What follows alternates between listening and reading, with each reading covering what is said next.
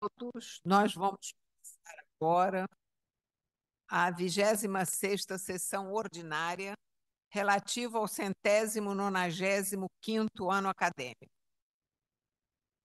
Foi tudo bem, porque nós já conseguimos fazer a sessão restrita aos acadêmicos e já votamos, está ótimo.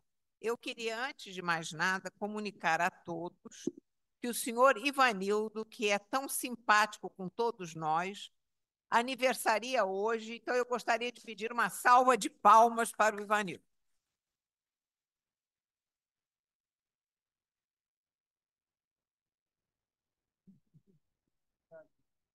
De nada.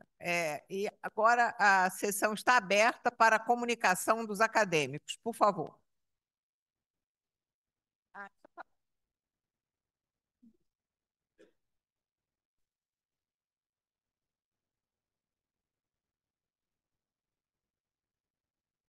Sem comentários? Bom, então continuamos o nosso simpósio com homenagem ao centenário do acadêmico Luiz Eurico Ferreira. Eu vou passar a palavra aos organizadores, mas eu gostaria muito de cumprimentar a filha do acadêmico Luiz Eurico, a Cristina Moura Brasil. É um prazer tê-la aqui.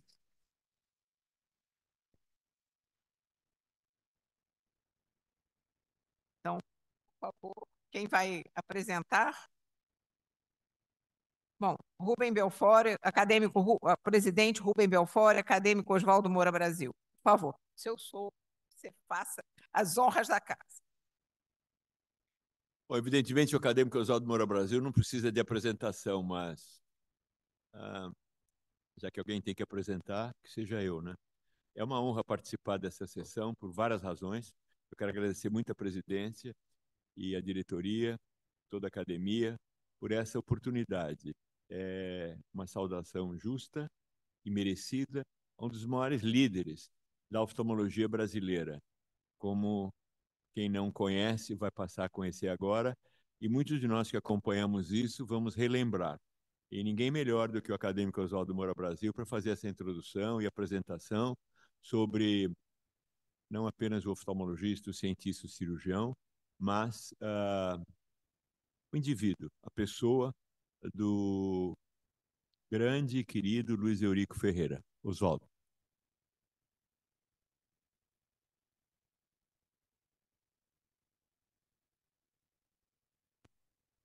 Excelentíssima acadêmica Eliette Busquelar, presidente da Academia Nacional de Medicina, excelentíssimos acadêmicos, Pietro Novellino, eterno presidente dessa casa, e Rubens Belfort, acadêmico Jair de Castro, com os frades, convidados presentes. Com uma grande honra, uma grande satisfação que eu posso participar dessa reunião que celebra o centenário do acadêmico professor Luiz Eurico Ferreira, meu sogro. Um agradecimento especial ao acadêmico Maurício Magalhães, que foi assim o idealizador dessa homenagem, de incluir essa homenagem dentro dessa sessão de hoje da oftalmo e do otorrino.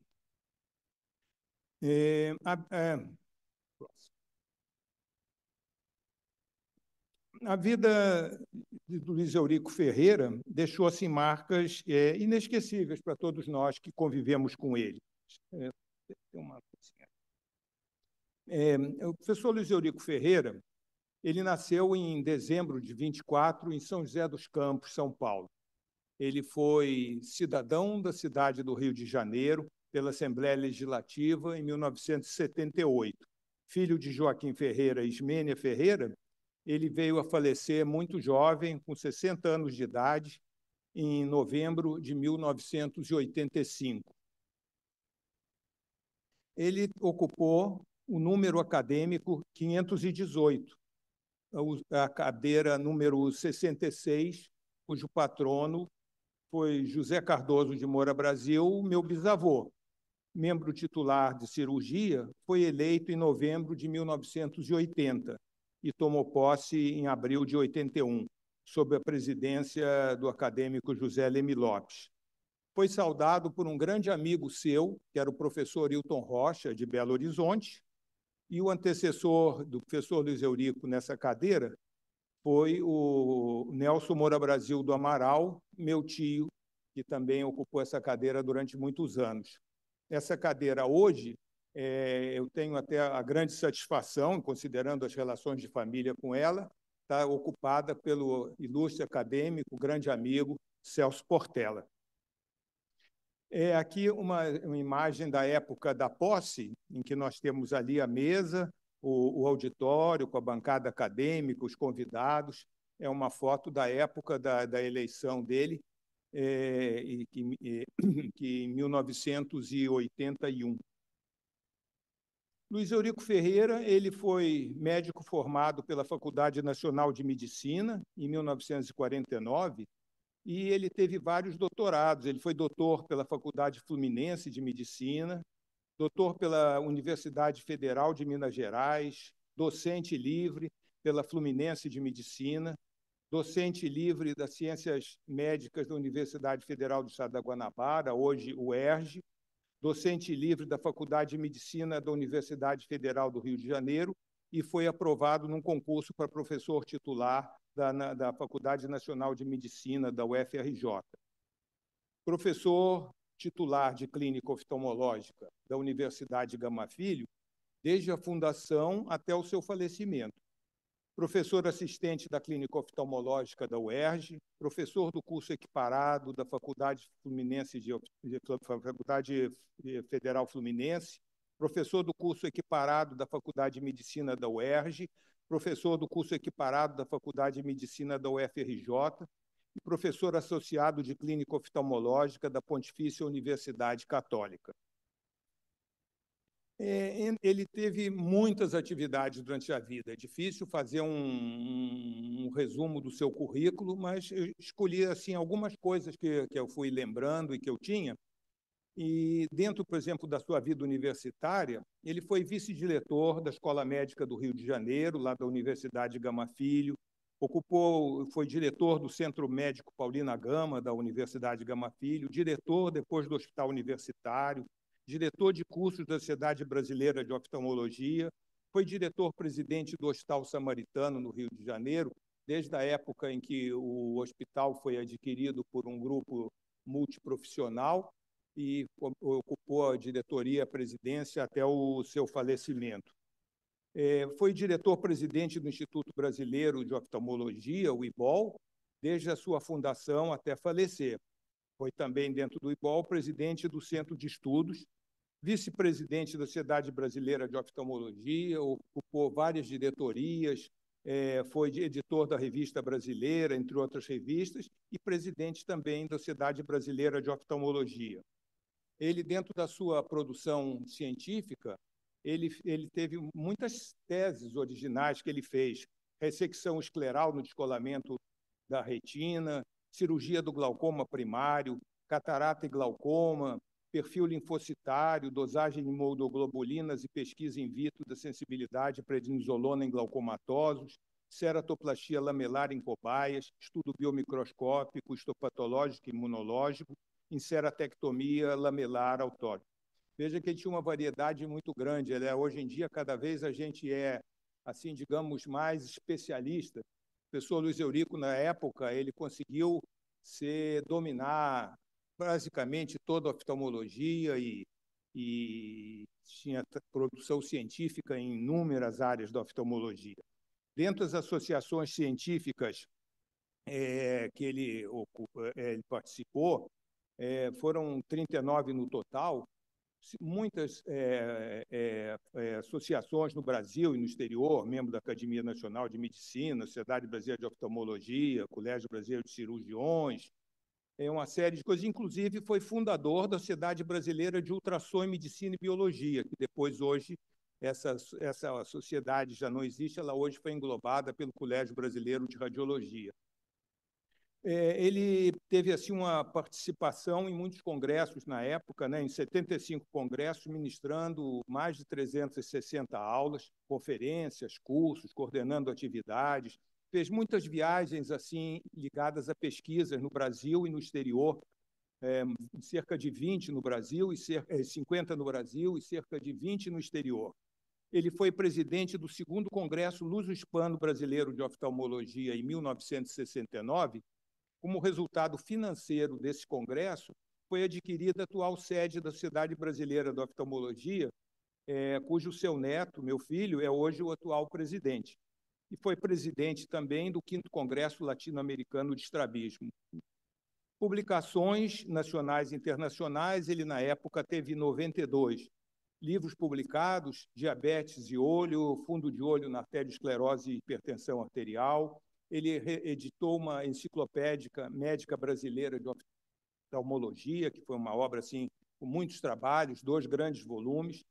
Curso audiovisual médico e oftalmologia, que na época foi uma coisa assim muito pioneira, né, em que tinham gravações, tinham slides, foi um negócio muito interessante para a época. E participou em muitas comissões examinadoras. Ele recebeu, após a morte, uma medalha concedida pelo professor Hilton Rocha. Eu acho que era uma medalha, se eu não me engano, do Hospital São Geraldo. Ele também recebeu pós-morte a medalha Moacir Álvaro, da Escola Paulista de Medicina, e ele foi patrono da cadeira 28 da Academia de Medicina de Brasília. Ele continua patrono dessa cadeira.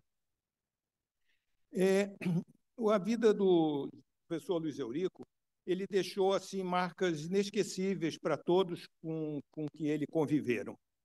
Ele era um profissional extremamente dedicado à ciência, a seus pacientes, e foi um homem, eu acho que foi muito adiante do seu tempo. Ele foi pioneiro em diversos importantes procedimentos na oftalmologia para a época. A gente podia citar, por exemplo, que ele foi introdutor em nosso meio do laser de Rubi, que foi uma das primeiras formas de laser usado em oftalmologia, beta-terapia em cirurgias oftalmológicas, várias técnicas de cirurgia combinada de catarata e glaucoma, e também técnicas de cirurgia glaucoma, como, por exemplo, eridênclise periférica, entre outras, em que ele se dedicava bastante. Ele era um cirurgião extremamente hábil e que conseguia juntar a eficiência com a elegância. Elegância e educação que podia ser apreciada todos os dias, a qualquer hora, por quem o conhecia. Era uma pessoa extremamente elegante. Às 10 horas da noite, parecia que ele estava começando o dia, e ele, me lembro, ele no consultório dizia: não tem mais ninguém para atender, não tem nada. 10, 11 horas da noite, ele estava como se fosse 8 da manhã. Pioneiro na prática diária, ele criou o IBOL, no Rio de Janeiro. Provavelmente a primeira clínica a prestar assim, exames e procedimentos oftalmológicos, atendendo não somente aos pacientes, assim como para os profissionais que solicitassem os serviços. Naquela época, eu acho que não era comum a gente ter uma clínica que atendesse aos médicos. Eu solicitava que era um campo visual, que era uma retinografia, que era um mapeamento, quer dizer, ele fazia um serviço. O IBOL fazia já muito isso naquela época, e que eu me lembre, eu acho que a primeira clínica que fez isso. A sua capacidade de gestor foi sempre muito ampla. Ele dirigiu o IBOL por toda a vida. Ele dirigiu e presidiu o Hospital Samaritano no Rio de Janeiro, desde a sua aquisição, como eu falei, por um grupo multiprofissional, até o seu falecimento. Na Universidade Gama Filho, além de professor titular da Escola Médica, ele foi diretor do Centro Médico e do Hospital Universitário. Gestor de seu tempo, ele conseguiu ainda ser sempre síndico de onde morava e do prédio onde trabalhava. Ele conseguia arranjar tempo para, além de tudo isso que ele fazia, ainda ser síndico de todos os lugares por onde ele passou. Seu grande hobby sempre foi voleibol. Quando ele se mudou para Copacabana, ele tinha uma rede na praia, dono da rede e dono da bola. Depois introduziu o vôlei no Clube dos Médicos e foi levado para o Clube do Caiçara pelo acadêmico Jarbas Porto. Lá também introduziu o hábito de voleibol. Quem frequentava seu sítio na Serra de Petrópolis era obrigado sempre a jogar. Estávamos conversando ainda agora aqui no nosso chá acadêmico com o Dr. Sérgio Fernandes, que lembrava que ele era sempre obrigado a jogar, que quem participava, onde ele estava, era grande hobby da sua vida, era o voleibol. Todo mundo era meio obrigado a jogar vôlei, não é? Quanto ao vôlei, hoje ele certamente aplaudiria a sua bisneta Carolina, que hoje, já com seus 11 anos, tem fortes qualidades como jogadora. Ele hoje certamente estaria orgulhoso e lembrando que isso deveria ter algum fator genético, essa vontade que ela tem, essas qualidades que ela tem para o voleibol. Esse é um pequeno resumo assim da vida de Luiz Eurico, não é? Para finalizar, eu gostaria de mostrar o IBOL que Luiz Eurico fundou e não teve tempo de ver. Hoje, com 8 unidades e mais de 100 médicos trabalhando, dirigido por quatro de seus seguidores de toda a vida. Uma foto aqui do IBOL, por exemplo, da época dos anos 70, com alguns médicos do grupo e residentes. Ali em cima à direita, nós 4 que continuamos, eu, Hugo, Celso e Paulo, e embaixo uma foto de alguns dos médicos do IBOL que hoje em dia seguem o que foi idealizado e foi sonhado por Luiz Eurico e que ele não teve tempo de, embora sempre tivesse vontade de fazer alguma coisa assim, não teve tempo de realizar nem de poder ver. Mas nós, felizmente, tivemos essa possibilidade de levar isso adiante. Professor Luiz Eurico, nossa gratidão eterna pelo exemplo e conhecimento que nos transferiu e essas lições de toda a vida. Muito obrigado, hein?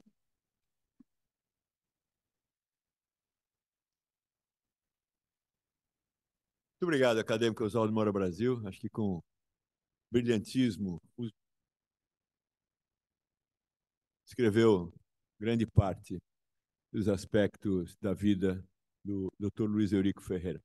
Eu acho que, coincidência ou não, o nome dessa sessão Novas Fronteiras também está ligado a ele.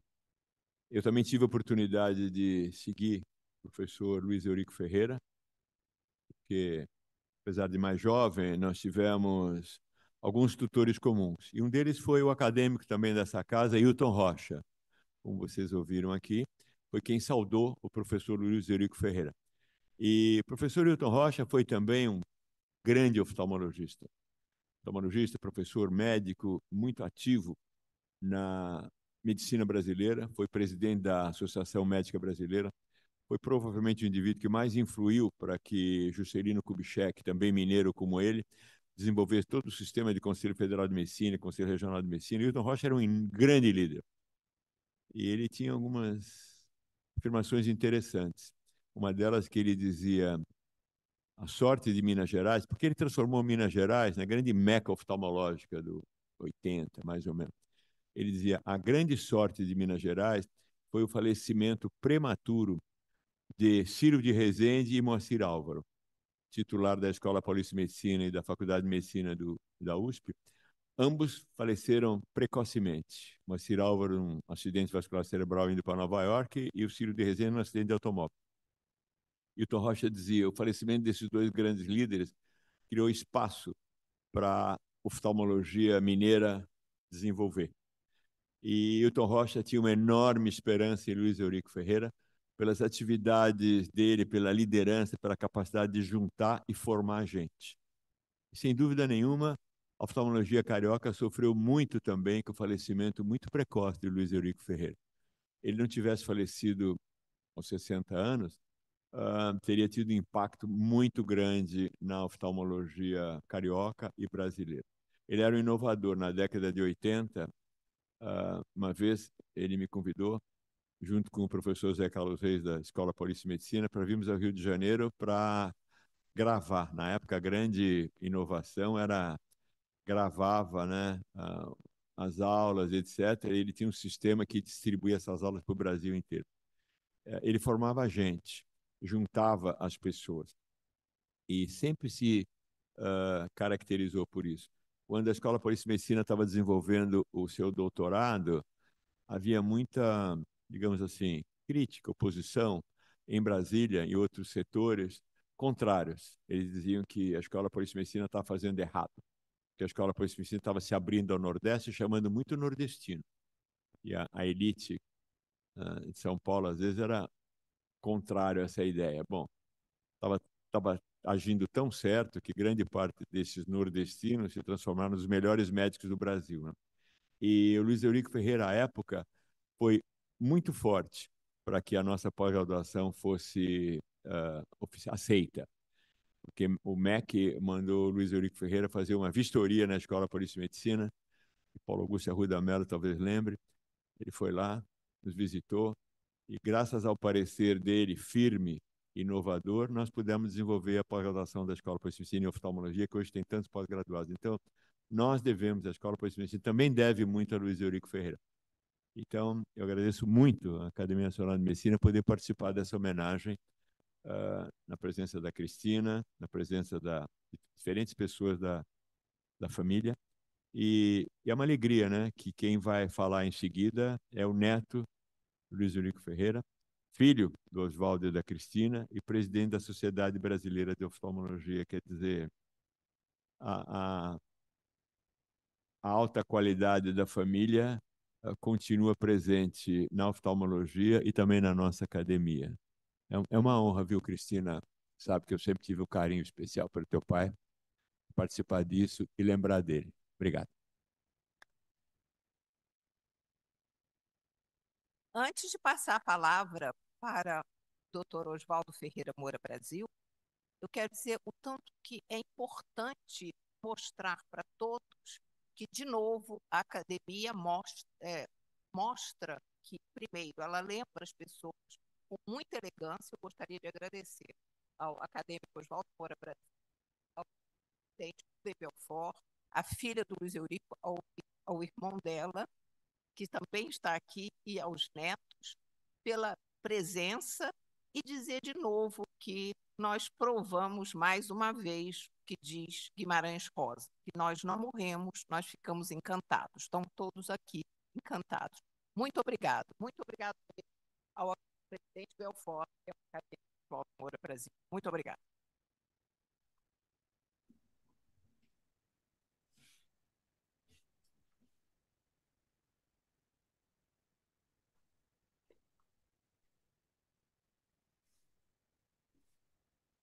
Bom, dando continuidade a esse simpósio, depois desse emocionante depoimento aqui, tanto do Oswaldo Moura Brasil como do Rubens Belfort, e essa bancada acadêmica cheia aqui seguramente reflete também o carinho e a admiração de todos nós.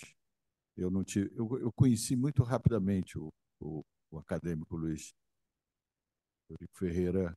Ele era muito amigo do meu sogro, então eu o conheci socialmente no início da minha vida. Eu não tive a oportunidade de ter um convívio profissional com ele. Mas a Ana, está aqui presente, se lembra bem do professor Luiz Eurico. Então eu tenho certeza que essa expressiva participação da bancada aqui reflete essa admiração de todos nós pelo professor Luiz Eurico. E nós vamos ter um privilégio, como foi falado, essa família que é de tradição de extrema qualidade na oftalmologia brasileira. Nós vamos ter agora a oportunidade de ouvir o atual presidente da Sociedade Brasileira de Oftalmologia, Dr. Oswaldo Ferreira Moura Brasil. Oswaldo está em Barcelona, participando de um congresso, mas vai participar remotamente. Então, por favor, Oswaldo Ferreira Moura Brasil, a palavra é sua. Muito obrigado, professor. Boa noite. Inicialmente, eu gostaria de cumprimentar e agradecer a excelentíssima presidente da Academia Nacional de Medicina, professor Eliette Busquilar, também aos coordenadores da sessão, professor José Jesus Camargo, professor Rubens Belfort, que me deu uma grande oportunidade de me receber na Unifesp, na Escola Paulista de Medicina, maior escola de oftalmologia do Brasil, para fazer meu doutorado, e eu sou muito grato. Queria também agradecer aos acadêmicos professores Maurício Magalhães e Jair de Castro, meus professores na minha faculdade de medicina, na UFRJ. Agradecer também ao acadêmico Oswaldo Moura Brasil, meu orgulho, meu exemplo, e a pessoa pelo qual maior influência para eu ser um oftalmologista hoje, seguindo a especialidade dele também na retina. Queria agradecer a todos os acadêmicos pela honra de poder participar dessa sessão hoje. representando a Sociedade Brasileira de Oftalmologia. Vou compartilhar aqui a tela.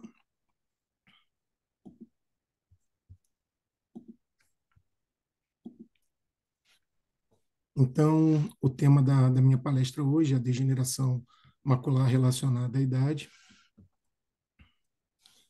Então, a primeira coisa que eu acho importante a gente destacar é como a perda da visão ela aumenta a cada década de vida.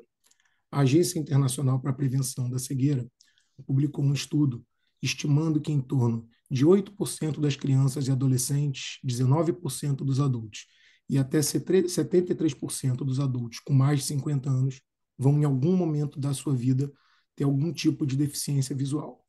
E quando a gente vê nesse gráfico de uma estimativa em 2020, a gente vê a partir dos 50 anos, a cada década, como a chance de ter alguma deficiência visual vai aumentando.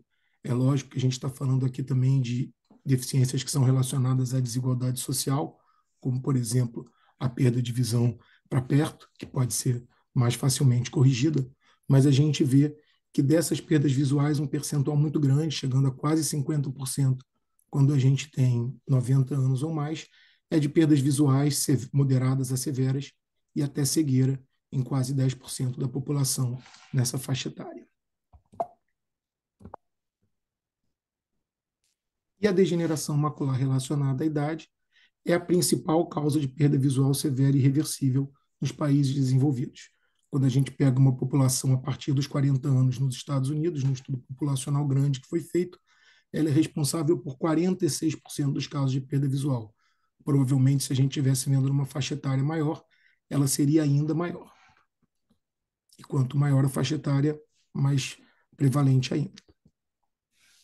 Como a gente estava falando, ela é uma doença relacionada à idade. Então, a prevalência, a incidência e a progressão da degeneração macular da idade vai aumentar com a idade.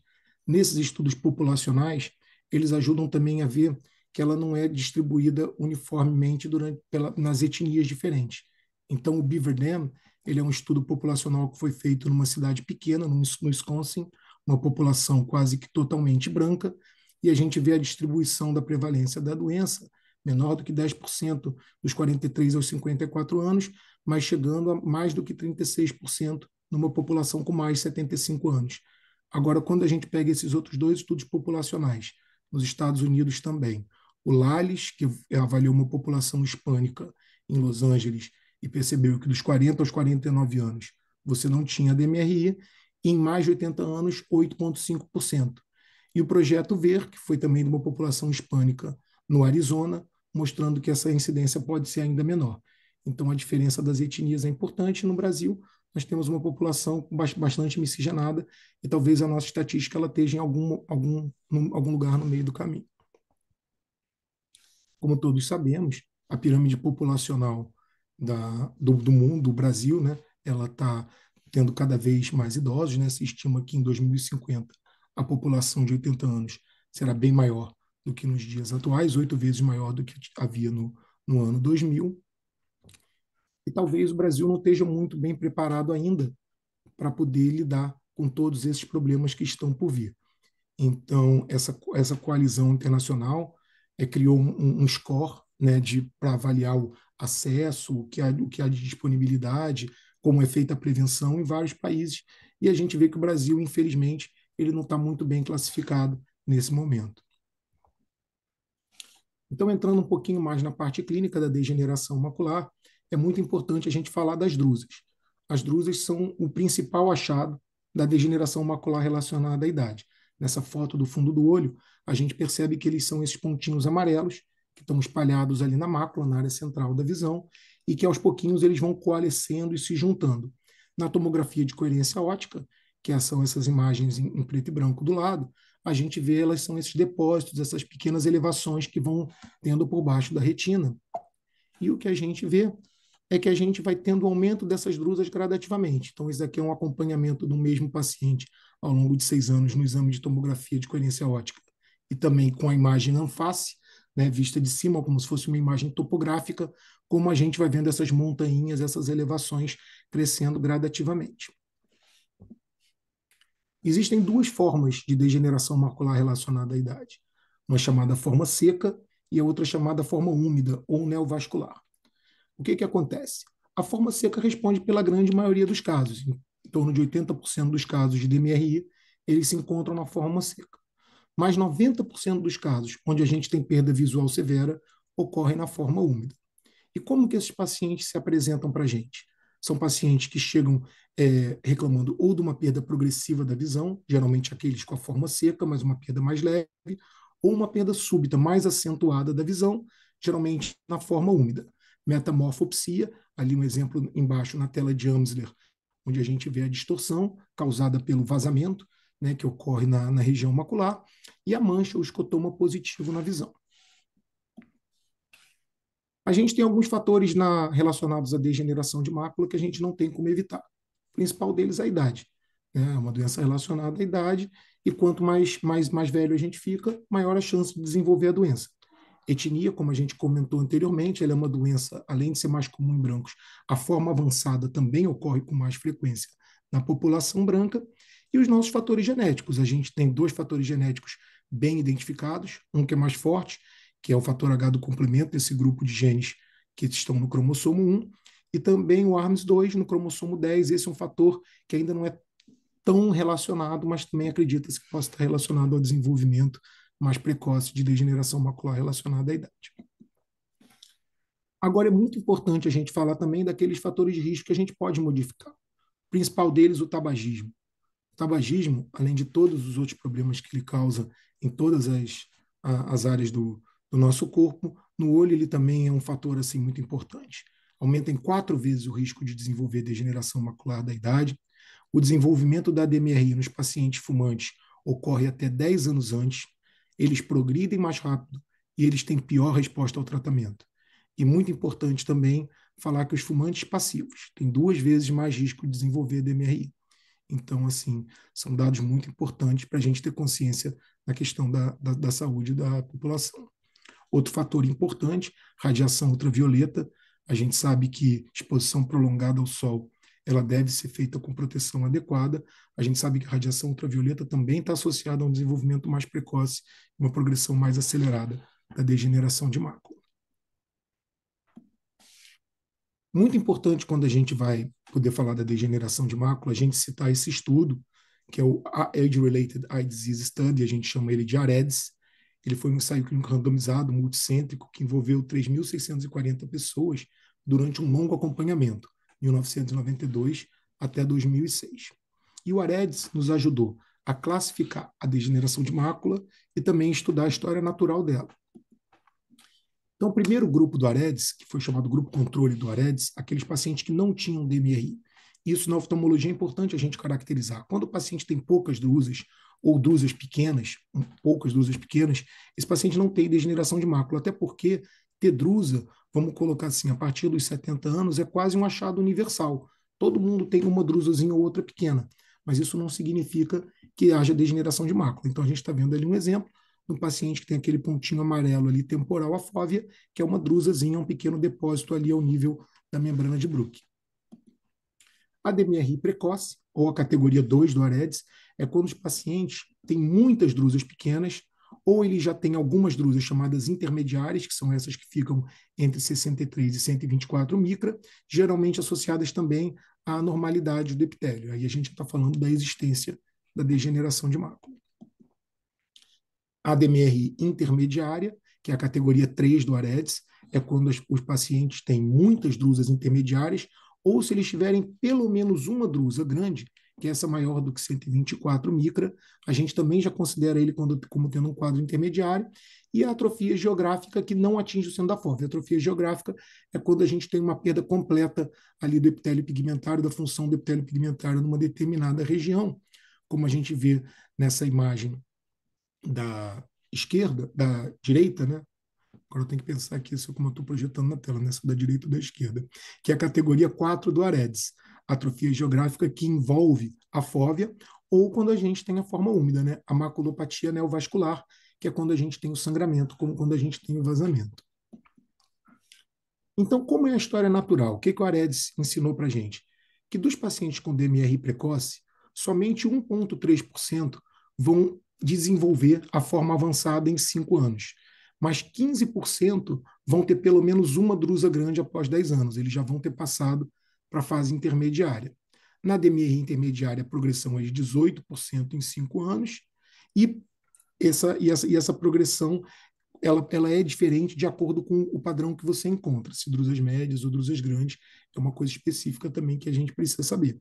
E a DMRI avançada, quando o paciente tem DMRI avançada já em um olho, a gente sabe que 43% desses pacientes vão ter avançada no olho contralateral. Então, olha que coisa. Uma pessoa que já tem a perda da visão num olho, e fala assim, poxa, esse olho aqui eu não enxergo mais, mas o outro eu ainda enxergo muito bem.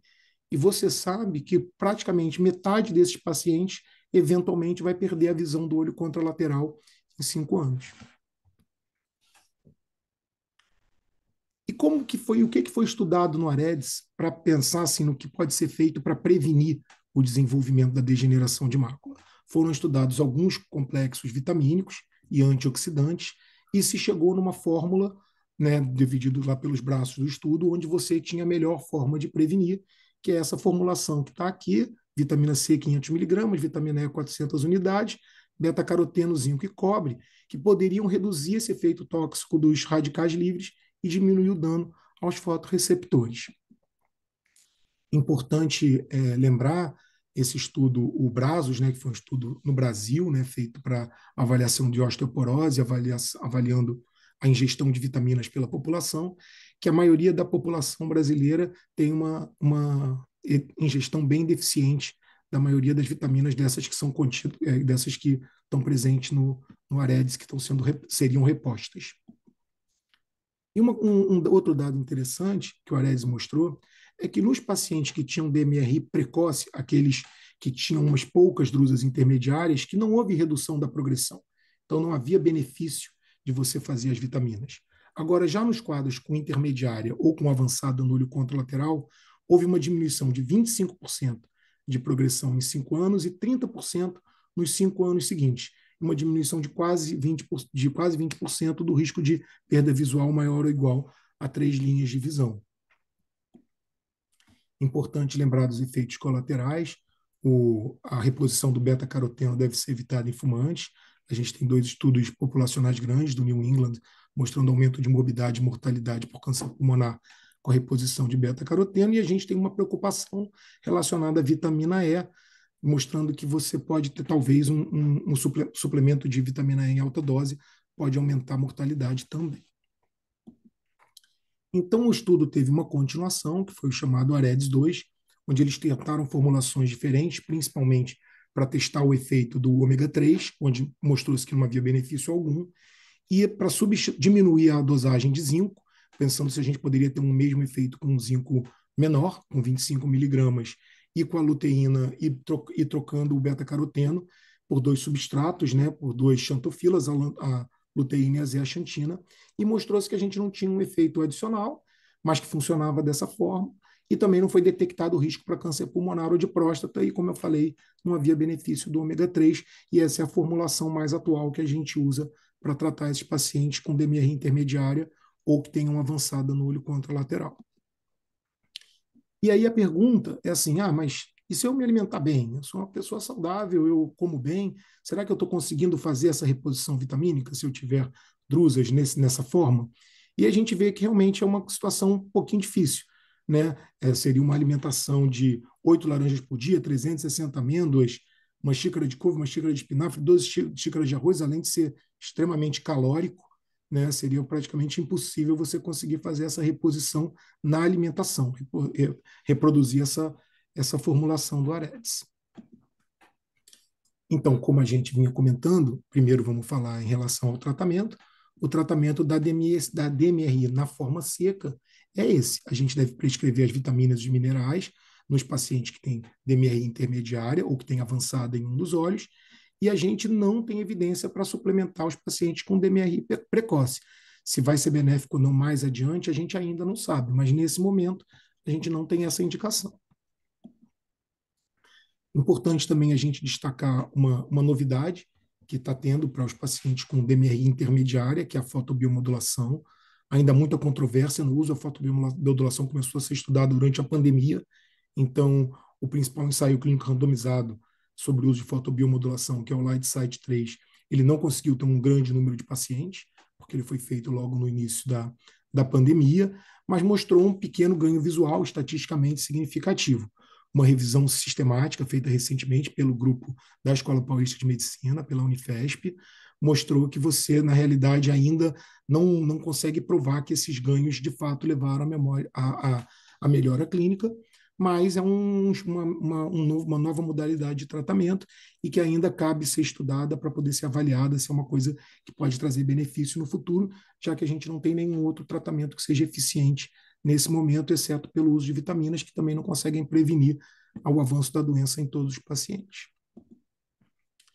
Então, eu queria mostrar um caso aqui de fotobiomodulação, só para exemplificar. A gente vê em cima o momento inicial do paciente, com as drusas, a gente vê na tomografia essa elevação grande do epitélio pigmentário, na microperimetria, que é esse campo visual que vai testando ali a sensibilidade da célula na mácula, a gente já percebe ali uma perda no ponto de fixação, e 3 meses depois da fotobiomodulação, esse paciente teve um ganho visual, essa paciente, ela passou de uma visão de 20/80 para 20/50, a gente percebe uma grande melhora ali nas drusas e também na microperimetria. Então, esse é um caso, existem outros, mas a gente ainda não tem uma evidência científica forte, relato de caso a gente não é um grau de evidência científica que a gente ainda possa afirmar que o tratamento tem o efeito que nós gostaríamos.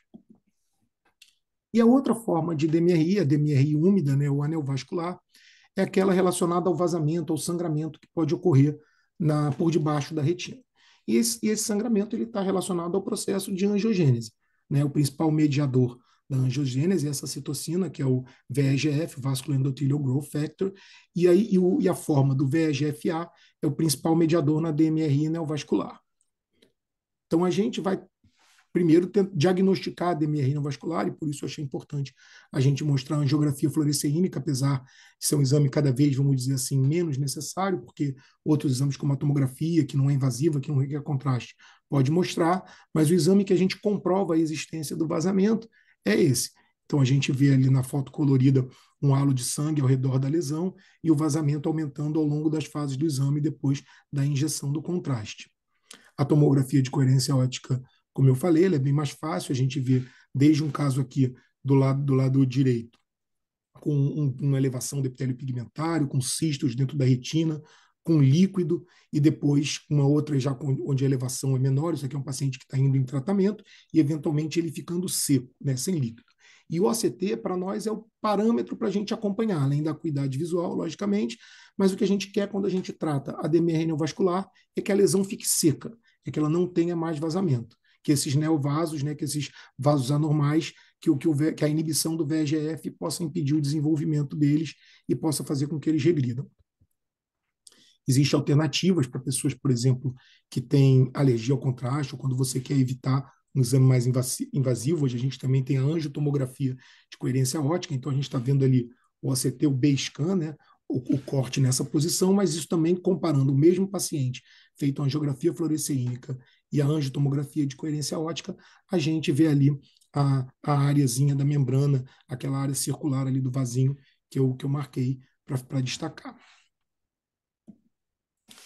E o nosso arsenal terapêutico que a gente tem para tratar esses pacientes é feito pela inibição do VEGF, dessa citocina, desse mediador que causa cujo estímulo acaba causando o desenvolvimento da doença. Então, aqui a gente tem várias medicações que a gente pode usar, bevacizumab, ranibizumab e o brolucizumab, que são inibidores do VEGF. Logicamente, eles têm alguma diferença de efeito, de potência, e por isso eles têm alguns resultados diferentes. A gente tem o aflibercept, que ele tem um outro approach, uma outra forma de inibir o VEGF, ele também inibe outras citocinas, e a gente tem o faricimab, que além do VEGF também inibe a Ang2, que essa inibição da Ang2 também estuda-se que ela possa ser benéfica e possa ter um efeito complementar. E a verdade é que todas essas drogas, de alguma forma, elas são eficazes no tratamento.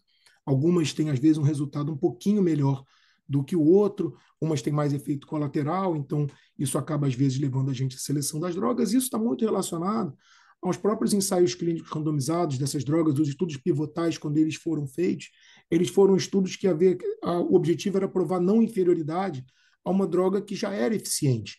Então, eles não havia muito essa comparação para mostrar que uma droga era muito superior à outra. O que acabou se vendo é que, na realidade, o que foi se buscando ao longo do tempo, apesar de haver alguma diferença entre as drogas, é que pudesse haver um espaçamento maior no tratamento, que o paciente não ficasse com um fardo de tratamento muito grande, como, por exemplo, drogas que você tem que injetar todo mês, versus drogas que você pode injetar a cada 2 meses, versus drogas que você pode injetar a cada 3 ou até 4 meses, como a gente tem atualmente. E, logicamente, tem a possibilidade de trocar quando você tem alguma resistência, algum mecanismo de ação dessas drogas. Muito importante a gente destacar o professor Judah Folkman, ele, vamos dizer assim, ele é o pai da anti-angiogênese terapêutica, ele foi a pessoa que idealizou que a inibição do VEGF poderia ser benéfica para tratar a DMRI, e a gente observou, desde o desenvolvimento dos anti-VEGF, uma diminuição de 30% da prevalência de cegueira por DMRI, e nesses 30 anos, desde que foi disseminado o uso do anti-VEGF. Então, assim, isso realmente, para nós, foi uma mudança de paradigma no tratamento desses pacientes. Então, aqui só para mostrar, como mostrei o exemplo de tratamento na forma seca, o exemplo de tratamento na forma exudativa, a gente tem um caso ali onde a gente vê na angiografia o vazamento, a progressão do contraste, o fluido embaixo da retina, 20/50 de visão, e depois a gente vai injetando de acordo com como está a doença. Existem alguns protocolos de tratamento, mas sempre com o objetivo de que o líquido desapareça da retina e o paciente vá tendo gradativamente a melhora de visão. E esse foi um caso onde o paciente chegou precocemente, pôde iniciar o tratamento precocemente. Agora vejam esse outro caso em comparação, onde o paciente já tinha uma anatomia pior, uma visão pior, já tinha sinais de fibrose, e que foi tratado e se obteve que a lesão ficasse seca. No entanto, a fibrose subretiniana impediu que esse paciente tivesse uma boa recuperação de visão. Então, isso destaca para nós a importância de como é importante a gente monitorar, detectar de forma precoce e tratar de forma precoce, como isso influi no resultado. Então, para concluir, eu gostaria de destacar esses fatores, que são os que eu considero mais importantes, a gente saber da importância da DMRI epidemiológica como a principal causa de perda visual irreversível nos idosos, saber a influência negativa do tabagismo, né, o principal fator de risco modificável, a gente tem que educar a população sobre isso, saber que o diagnóstico precoce dos casos de DMRI intermediária pode ajudar esses pacientes a preservar a visão, podem não ser todos, mas é uma boa parte de paciente que não vai desenvolver uma doença que pode levar à cegueira, e que quanto mais cedo a gente puder diagnosticar e tratar DMRI não vascular, mais rápido a gente vai melhor resultado a gente vai conseguir obter.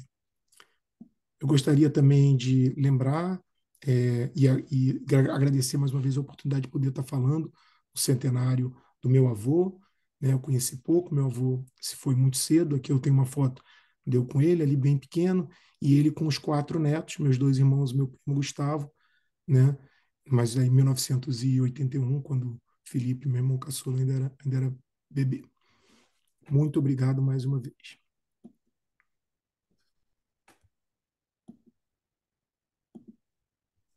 Muito obrigado, Dr. Oswaldo Ferreira Moura Brasil.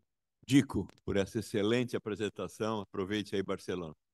Bom, cabe a mim agora apresentar o próximo orador, que é o professor Walter Nozé. Quando o acadêmico Oswaldo Moura Brasil e eu resolvemos escolher as pessoas para participar desse programa, quisemos escolher alguns dos melhores que nós temos no Brasil, em homenagem, inclusive, ao Luiz Eurico. E, sem dúvida, em toda a parte de catarata, córnea, cirurgia refrativa, lente intraocular, o professor Walter Nozé é um expoente mundial. O professor Walter Nozé é formado pela Santa Casa de São Paulo, fez residência lá, foi para Boston e ingressou na Escola Paulista-Medicina ao terminar seu estágio em Boston, onde ele foi extremamente elogiado por todos.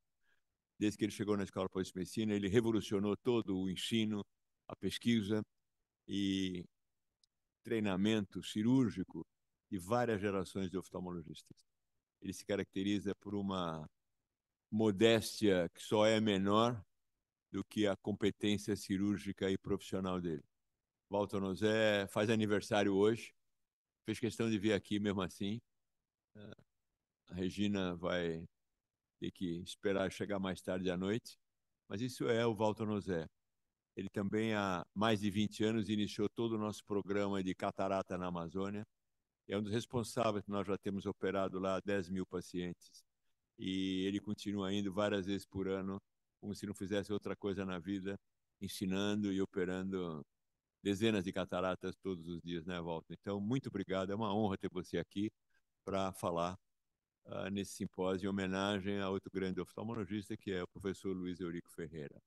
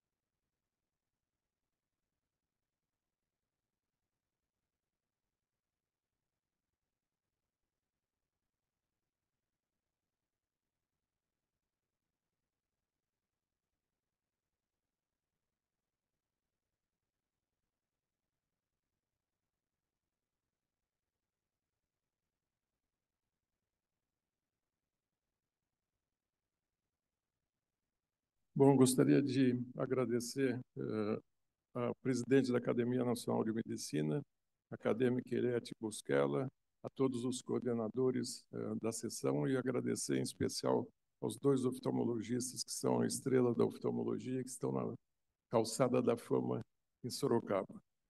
É uma honra e um prazer estar aqui falando de catarata, que é um tema que a gente gosta muito, e eu acho que nessa parte de preservação sensorial do idoso, vocês vão ver que é realmente muito importante.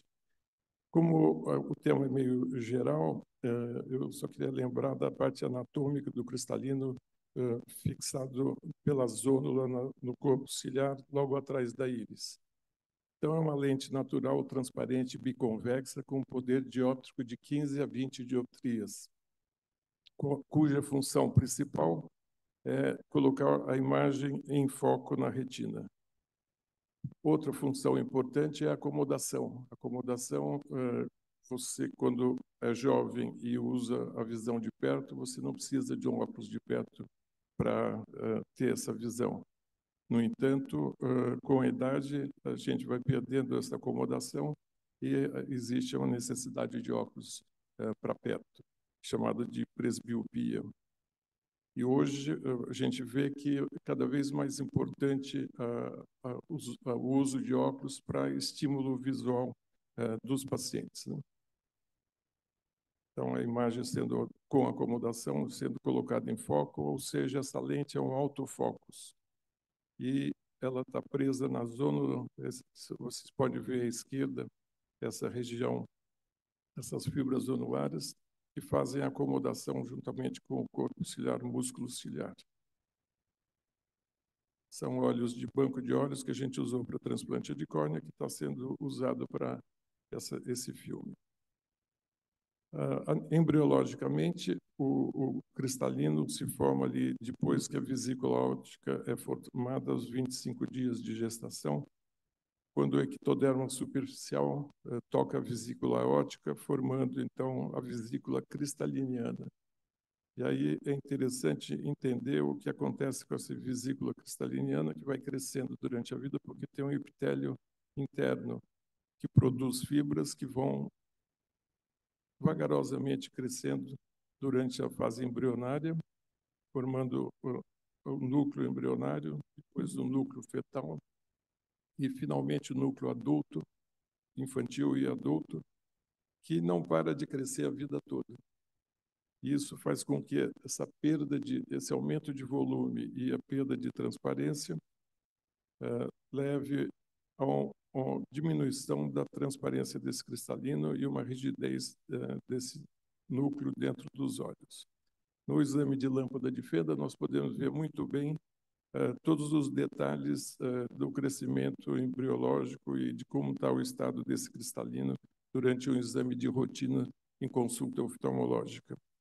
A nutrição do cristalino é basicamente oxigênio e glicose, e a maior concentração de proteína do organismo no cristalino, tem 33% de proteína. Esse crescimento que a gente comentou na fase embrionária continua durante toda a vida, e vocês veem que um recém-nascido, o cristalino mede 90 miligramas, e enquanto no adulto já tem 225 miligramas e aumentando a espessura. Vocês vão ver na parte de glaucoma que também é importante esse aumento no fechamento angular e no glaucoma. Então, definição de catarata é qualquer opacidade nessa lente e perda da sua função principal, que é pôr uma imagem nítida na retina. A imagem ficando borrada, dependendo do nível desse comprometimento, nós precisamos, então, fazer a cirurgia de correção. A catarata é classificada cronologicamente em congênita, até 3 meses, infantil precoce e tardia, e relacionada à idade, que é mais para o nosso caso que nós vamos comentar. O diagnóstico precoce é feito com o teste do reflexo vermelho, o teste do olhinho, que é importante realmente na prevenção de piores problemas de catarata ou alguma anomalia congênita, como mostra o slide de baixo à direita. A catarata congênita é a terceira causa de cegueira na infância no mundo, e ela é 10 vezes mais prevalente nos pacientes que estão em países em desenvolvimento do que nos países desenvolvidos. A etiologia dessas cataratas é mais ou menos 1/3 achado isolado, 1/3 síndromes e doenças sistêmicas e 1/3 patologias do embrião. A idade não tem jeito de parar e a gente quer cada vez mais chegar no 120 bem. Então, vocês podem notar à esquerda que a densidade do núcleo do cristalino e a transparência diminui. E com isso faz com que a gente perca sensibilidade ao contraste e qualidade de imagem. Vocês vão ver que aos 75 anos de idade, pelo menos 73% dos pacientes já têm catarata. Isso é importante, meio de fator de problemas durante a vida. A expectativa de vida tem aumentado muito, como o Oswaldo falou na brilhante palestra dele, mas só para lembrar que quando eu nasci, a média de vida do brasileiro é de 50 anos. Depois passou em 2000 para 72, as mulheres 65 para os homens, e hoje nós estamos com os homens com 76, as mulheres com 80. Só que nos últimos 20 anos, os homens ganharam mais que as mulheres em termos de vida. 6,4 anos de vida, enquanto a mulher só 5,1. E nos primeiros 20 anos, elas ganharam 6,6 e os homens só 5,2. Isso é uma coisa para a gente pensar também em relação a quanto as mulheres estão mais ativas hoje e podendo ter mais problemas, né? Outras causas de cegueira, além de catarata, nós vamos ver que a refração não corrigida é um fator super importante. E é o mais importante atualmente. Em 20 anos atrás, a catarata era o fator mais importante de cegueira no mundo. Seguido aí de degeneração de mácula, glaucoma, e vocês viram que os coordenadores realmente escolheram muito bem os temas que impactam na qualidade de vida das pacientes, né? Existem 39 milhões de pessoas cegas no mundo, 246 sofrem de alguma ou moderada perda de visão.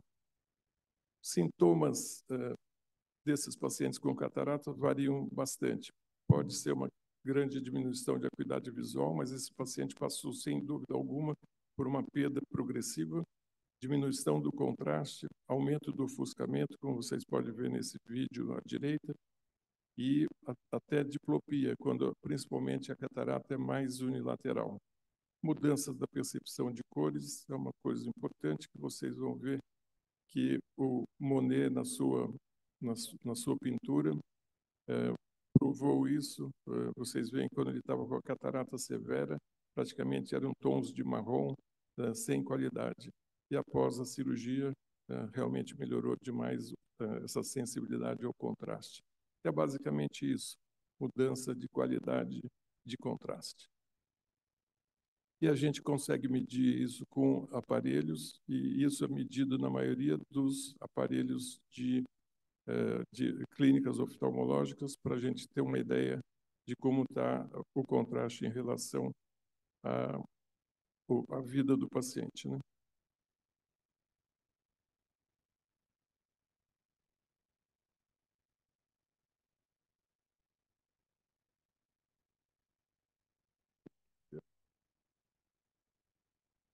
Uma coisa importante é realmente tudo bem. A gente saber que esse contraste baixo pode levar muitas vezes à queda. Esse é um estudo feito no Centro de Estudos do Envelhecimento da Unifesp, há muitos anos, que já provavam que quedas e com fraturas eram um fator importante no paciente com catarata, diminuição de acuidade visual. E, logicamente, que cirurgia de catarata é muito menos cara para o Sistema Único de Saúde do que cirurgias de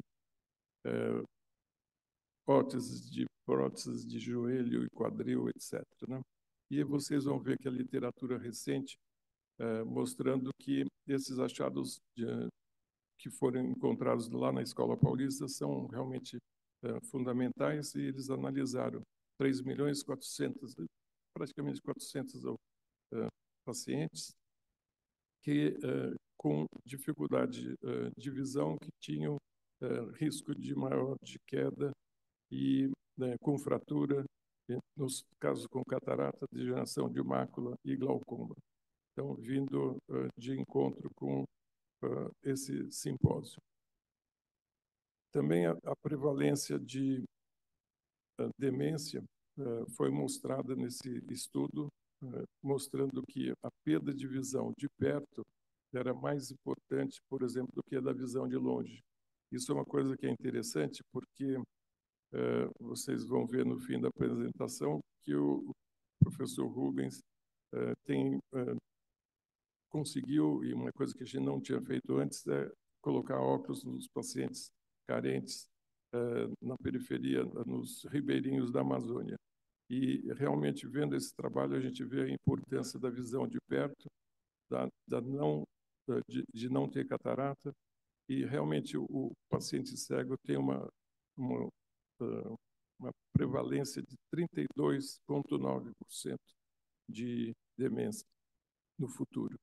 Então, contraste 25%, então diminuição do contraste, diminuição da acuidade visual para perto, depois para longe, são fatores importantes para demência. Esse outro estudo mostra exatamente que quando você opera a catarata, como o Oswaldo também mostrou, quando você faz esses tratamentos de degeneração de mácula, você diminui o risco de associar com demência. Então, esses pacientes operados de catarata diminuíram bastante o risco de progressão da demência. Como não dá para mudar a vida, nem a idade, a gente tem que se preservar. Isso já foi comentado também, da preservação não só da mácula, como da catarata. Então, a ultravioleta continua sendo um fator importante. Então, o ideal é que se preserve, se proteja do ultravioleta, evitando os fatores de risco, como o cigarro também, o excesso de álcool. E fatores mais, que eu diria que até mais importantes, manter controle da diabetes, evitar os corticoides, né? O corticoide sistêmico, nasal, absorção, e o efeito é cumulativo. Os colírios tópicos com corticoides, tudo isso favorece a formação de catarata. Então, diminuindo esses riscos, a gente pode postergar essas cirurgias. E ela está indicada exatamente quando você tem com cristalino induzindo uma uveíte, uma inflamação, um glaucoma, ou anisometropia significante com qualidade ou quantidade de visão alterada. Logicamente que a necessidade individual de cada paciente faz a diferença, né? Nos Estados Unidos, que a gente tem estatística melhor, são 25 milhões de pessoas com catarata, 50 milhões em 2050. Existem aí 3 milhões e 800 mil cirurgias feitas por ano. No Brasil, nós estamos em torno de 1 milhão, 3 milhões, 1 milhão e 600, metade dos Estados Unidos, basicamente. E a presbiopia, que é interessante, que tem 2 bilhões das pessoas no auge da sua carreira. E isso limita muito a visão de perto nessa fase da presbiopia. Então, a recuperação é feita com cirurgia, o implante de uma lente. E essas lentes evoluíram muito desde 75 anos atrás, que foi quando foi colocada a primeira lente intraocular. Então, quando Ridley colocou a primeira lente intraocular, eram grosseiras, vocês devem imaginar. E foi logo após a guerra. E hoje nós temos lentes trifocais, lentes que corrigem miopia, astigmatismo, hipermetropia e presbiopia com sucesso.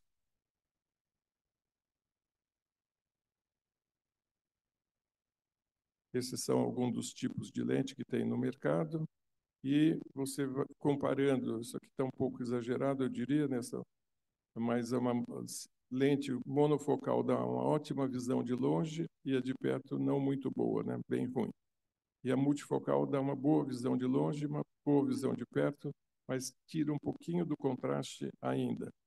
Mas é pouca coisa. Existem lasers de femtosegundo para se fazer a cirurgia de catarata, ajudando o cirurgião, mas custo alto e não se mostrou superior à técnica manual normal da facoemulsificação. Mas aí a gente vê no OCT o tamanho e a espessura desse cristalino e toda essa parte que nós temos que retirar para deixar a cápsula posterior do cristalino íntegra. E aí o caso, a técnica em si, aspirando com ultrassom. Esses detalhes são interessantes, que a gente consegue limpar toda essa cápsula posterior, que tem, na verdade, 2 hemácias de espessura. São 4 micra, e a lente intraocular fica apoiada em cima de 4 micra. E aí tiramos o viscoelástico, e aqui um caso de lente multifocal, a mesma técnica, aspirada rapidamente, que eu não vou nem mostrar, porque só vou mostrar colocando a lente, para mostrar que essa lente está corrigindo o astigmatismo, a miopia e a presbiopia de um paciente com catarata.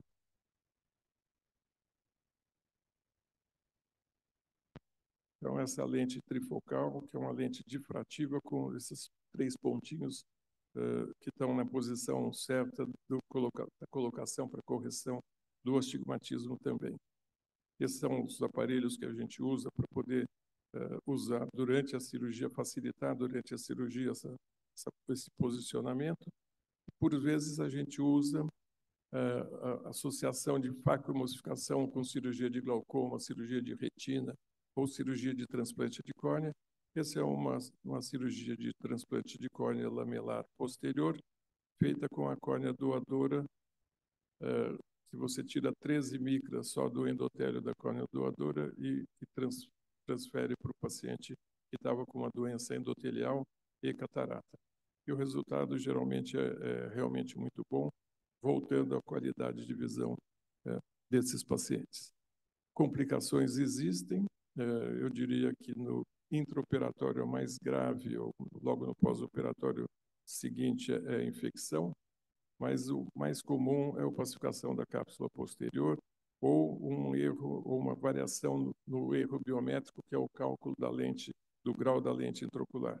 Essa opacificação, por sorte, ela ocorre em 30% dos casos em 5 anos, existe o YAG Laser, que rompe com facilidade a cápsula posterior, aquela que eu disse que tem somente 4 micras de espessura. E aí, aqui vocês podem ver no vídeo da direita, ela rompendo a cápsula posterior que tinha uma opacidade. E na esquerda, fazendo uma iridotomia laser, que às vezes é importante para evitar um glaucoma agudo, como vocês vão ver com o Dr. Paulo Augusto a seguir. Como a gente não vai ficar esperando a Neurolink, né, para tentar melhorar toda a nossa parte cerebral, de memórias, etc., nós vamos para prevenção, para diagnóstico precoce, tratamento adequado e facilitar o acesso para a população, que eu acho que é a coisa mais importante. E treinar esses cirurgiões. Se você não treina cirurgião, daqui a uns anos você não vai ter quem te opere. E isso é um laboratório de cirurgia experimental, o Wet Lab da Escola Paulista, que a gente está mostrando que treinando com várias maneiras, inclusive com o Dry Lab também, você consegue qualidade de treinamento e com complicações menores, né? Quem treina muito bem também é o professor Rubens, que está aqui, que tem essa campanha dos oftalmologia humanitária. Essa campanha ele citou na introdução que a gente começou, mas, na verdade, era uma coisa de amizade numa cidade única, que era Parintins, com o Jacó e com o meu anestesista, o Kimura. Mas assim que o Rubinho entrou, vocês veem o barco da direita, era o branquinho era o que a gente ia para Parintins.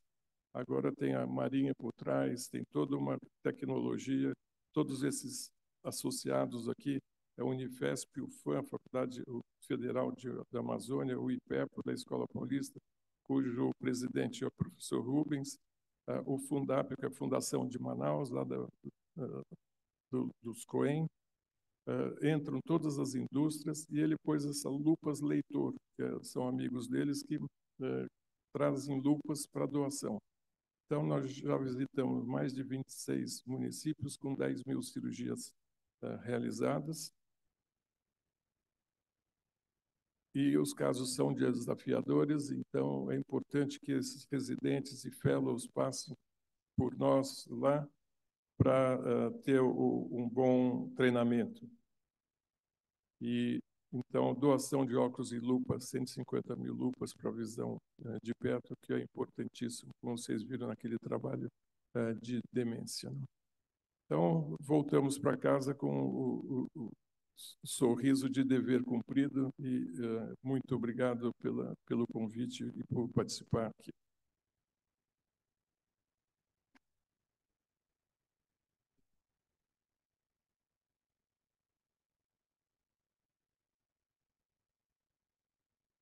Obrigado, Walton.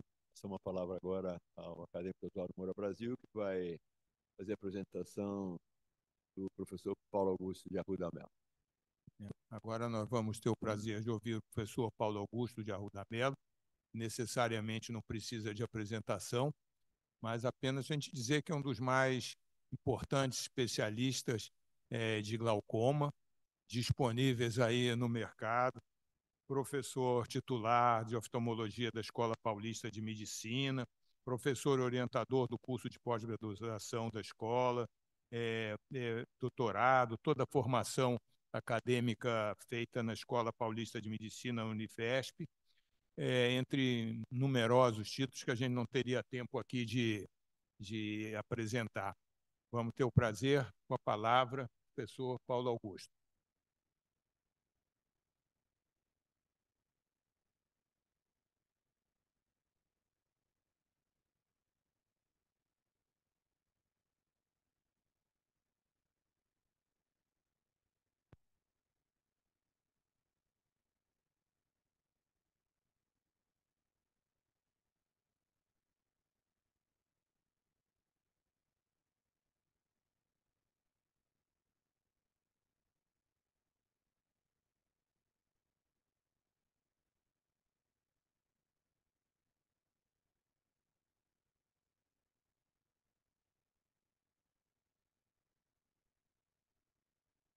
Muito obrigado.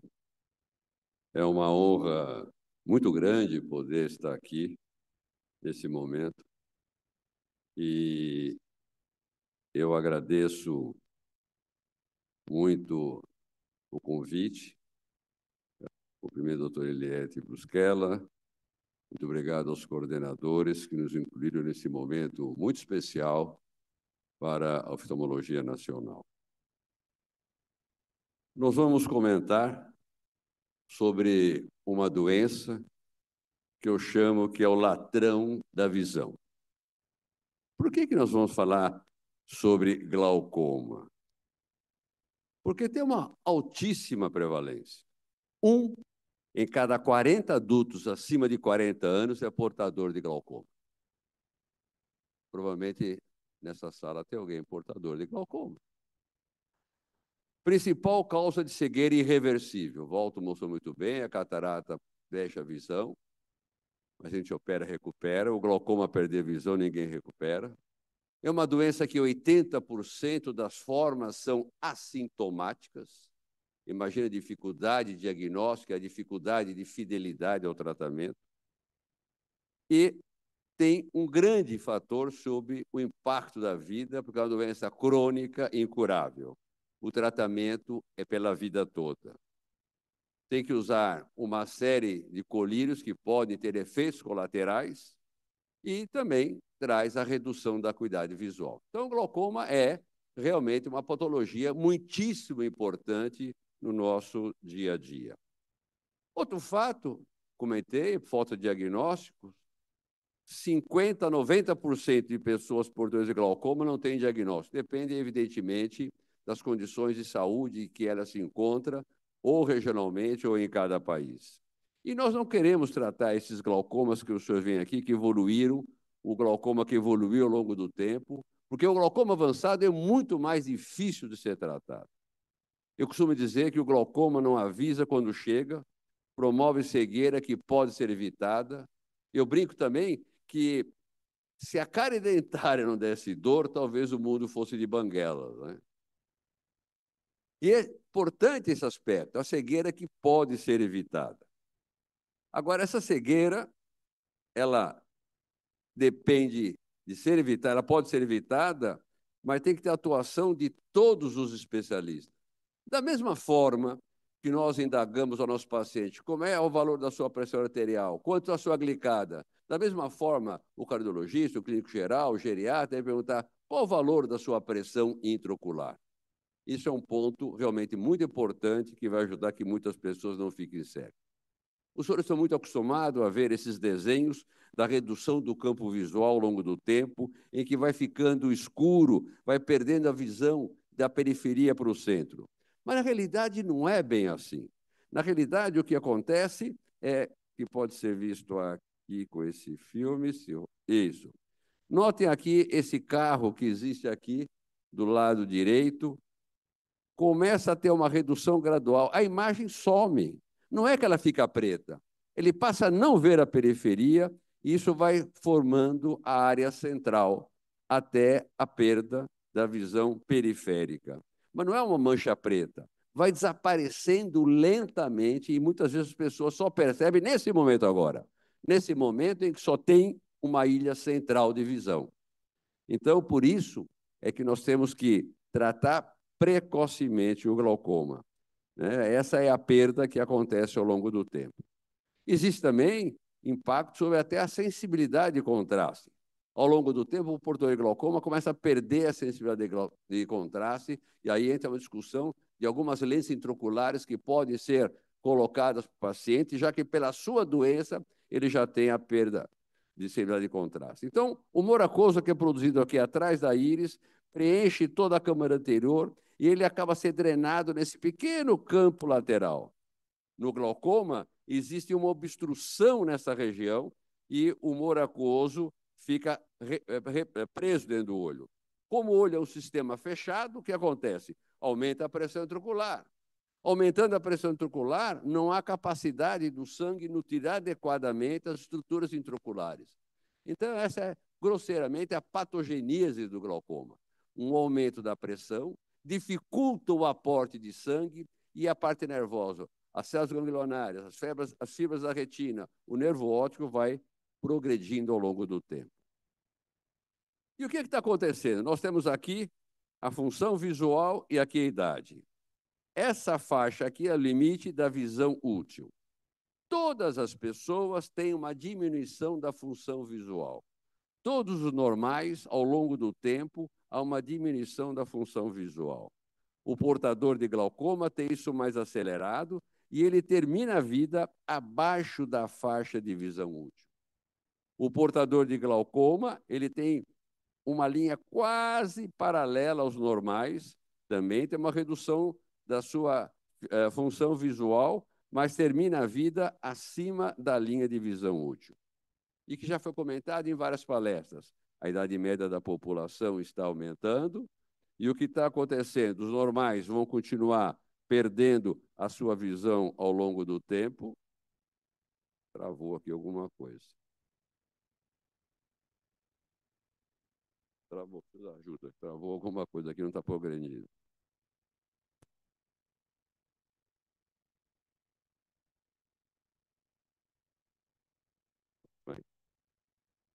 Não?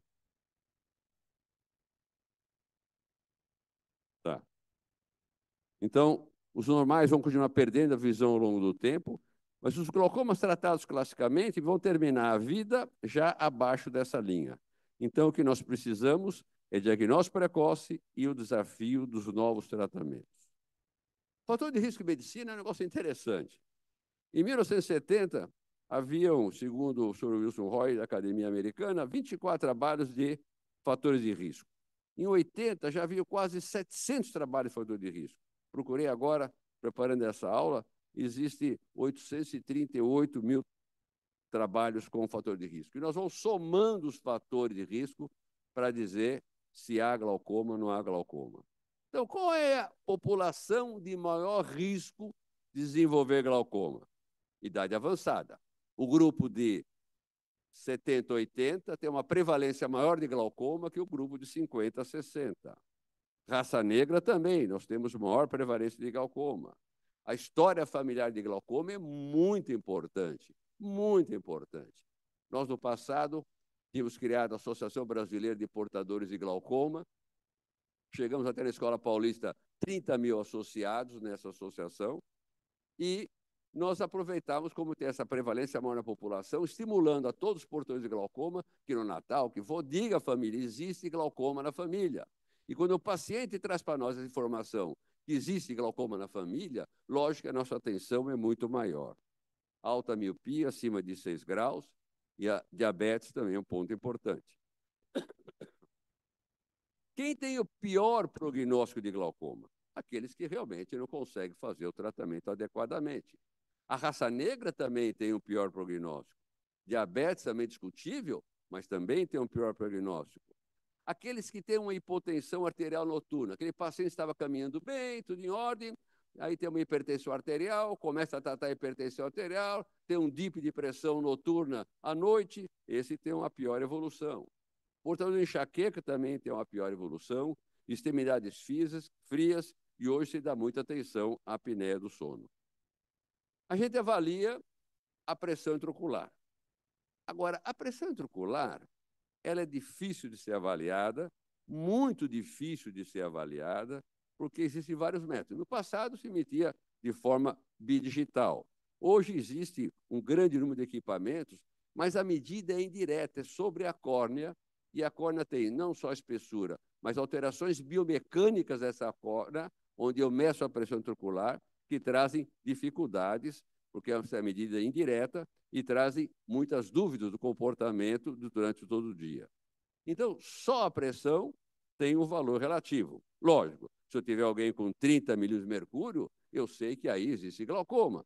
Mas eu posso ter um paciente com 17 milímetros de mercúrio e eu não sei se ele tem glaucoma. Então, a gente enriquece a propedêutica com outros exames. Então, vamos falar, escavação, aumentou a escavação. Vamos ver se a gente consegue explicar um pouco por que isso acontece.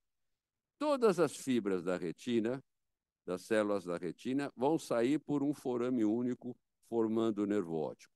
Então, eu tenho vários axônios saindo, formando o nervo óptico. Então, esse aqui é o nervo óptico normal, essa é a histologia, e as fibras saindo e formam o nervo. No glaucoma, como tem morte dessas células, eu tenho o menor número de fibras para passar por esse forame e eu tenho um aumento da escavação, porque eu tenho o menor número de fibras para sair pelo mesmo orifício. Então, esse paciente que tem essa escavação, um glaucoma, ele acaba aumentando a escavação e, costumeiramente, fala, aumentou a escavação, há uma grande preocupação. A retinografia traz muita ajuda. A retinografia, a fotografia do fundo de olho. Aqui, por exemplo, esse paciente, ele tem uma hemorragia nessa região. Na retinografia eu vejo hemorragia, mas já vejo nessa área mais escura a presença de danos na camada de fibra nervosa desse paciente. Mas é ainda uma observação muito subjetiva. Então, a gente tenta enriquecer com retinografias ao longo do tempo. Então, nota que esse paciente e essa mesma imagem. Esse paciente teve uma mudança da posição desses vasos existentes aqui. Alguma coisa alterou ao longo do tempo. Houve uma redução do número de fibras, aumentou a escavação e, consequentemente, os vasos caíram, dando uma mudança na topografia, uma mudança na posição dos vasos, e sabemos que ele não está bem.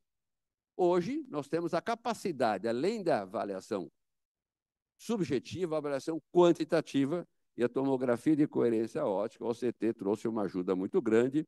Existem vários equipamentos que nos informam detalhadamente se esse paciente tem alterações patológicas. Então, quais são os princípios? Nós podemos estudar o nervo óptico, como vocês podem ver aqui. Esse equipamento, o HRT, ele mostra ao longo do tempo as áreas em que houve progressão. Essas são as áreas em que esse paciente teve progressão, sinal que aquela pressão que ele está vivendo não está sendo suficiente. Nós podemos analisar a camada de fibras nervosas em volta do nervo óptico. Esse estudo também nos ajuda. Diminuir o número de fibras, eu tenho alterações nessa camada. E hoje se estuda muito a área macular, as células ganglionares da área macular, que trazem uma informação até mais precoce. Existem imagens mais modernas que trazem essa facilidade de estudo da camada de fibra nervosa, como a ENFACE. Nós estamos trabalhando também, desenvolvendo um outro biomarcador, com um grupo que fez conosco o doutorado. Nós estamos analisando a posição de uma hipotenusa dentro da camada de fibras nervosas, estão insistentemente trabalhando, trazendo um novo biomarcador, talvez colabore no diagnóstico.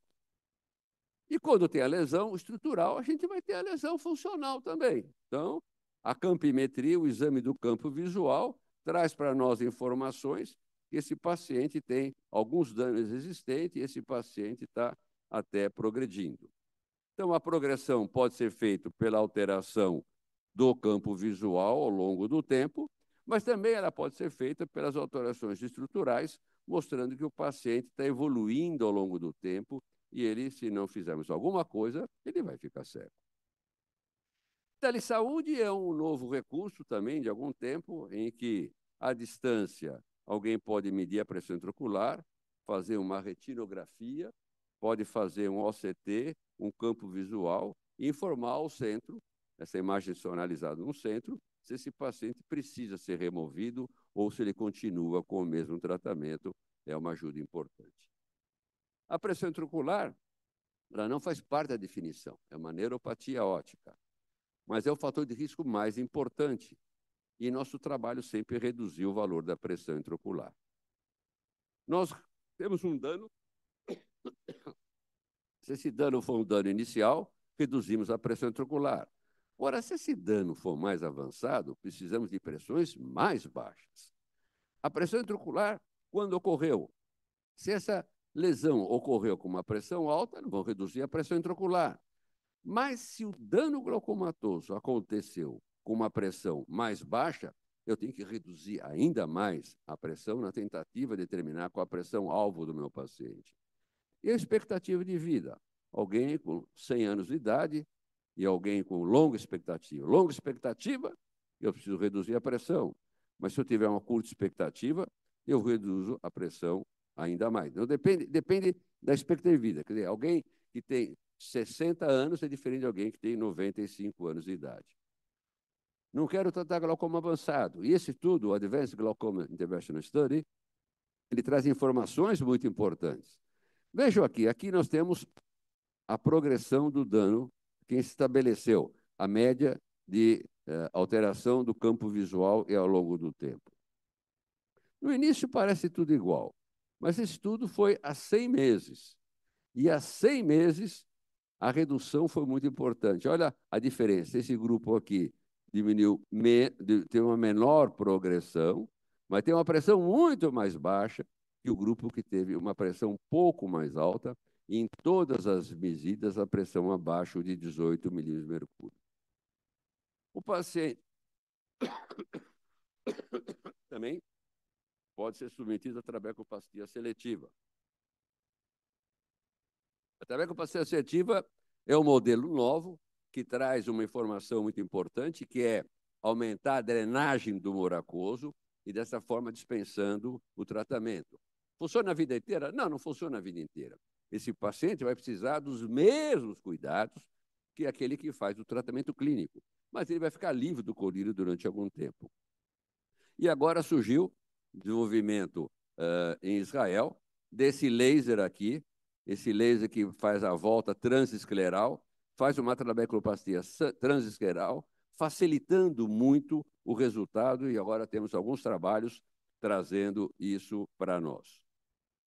Também existe um outro tipo de laser, o feito segundo laser, que ele acaba alterando o lugar de drenagem do humor aquoso do olho e trazendo também uma possibilidade, mas ainda é uma coisa embrionária, mas que traz uma grande paixão, uma grande vontade, uma grande torcida para que isso dê certo.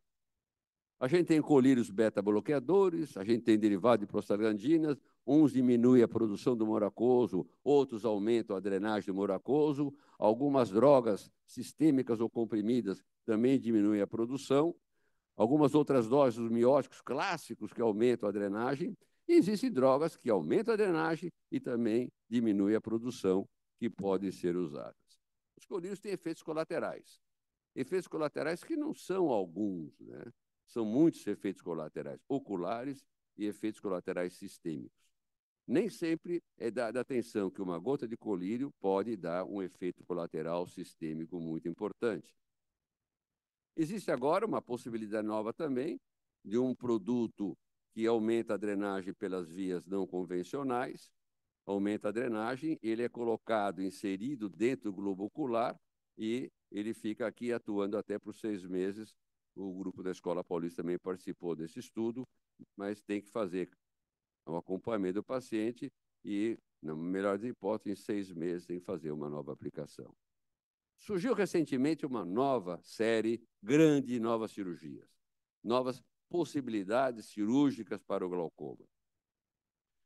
Classicamente, nós temos a trabecoplastia. O que é que faz a trabeculoplastia? Ela tira o humor aquoso da câmara anterior, cria um caminho e ele vai drenar para o espaço subconjuntival. Então, nós vamos criar uma bolsa debaixo da conjuntiva para que o humor aquoso possa ser represado nessa. É uma válvula natural. Nós abrimos uma espessura da esclera, fazemos esse túnel que vai ser um túnel para o encaminhamento do humor aquoso da câmara anterior para esse espaço subconjuntival. É uma cirurgia clássica que se usa principalmente em glaucomas avançados. Mas existe a possibilidade também de algumas válvulas, quando nós temos alguns casos de maior complexidade, uma válvula não natural, uma válvula que restringe a drenagem do humor aquoso. Uma cirurgia para glaucomas não avançados é a possibilidade de um fio de prolene, nós colocamos dentro do canal de Schlein, e dessa forma vamos encaminhando aqui, ele vai entrando dentro do canal de Schlein, com isso nós acabamos rompendo essa malha que fica na frente da drenagem, com isso também tendo resultado, é uma cirurgia que tem apresentado bons resultados. Mas a cirurgia tem riscos, né? E tem a potência. Então, quem tem o menor risco, mas também tem a menor eficiência, que é a trabecoplastia, que é o uso de uma droga. 2 drogas já têm um resultado melhor. mas tem mais efeitos colaterais. A trabeculectomia tem um potencial maior, mas tem mais efeitos colaterais.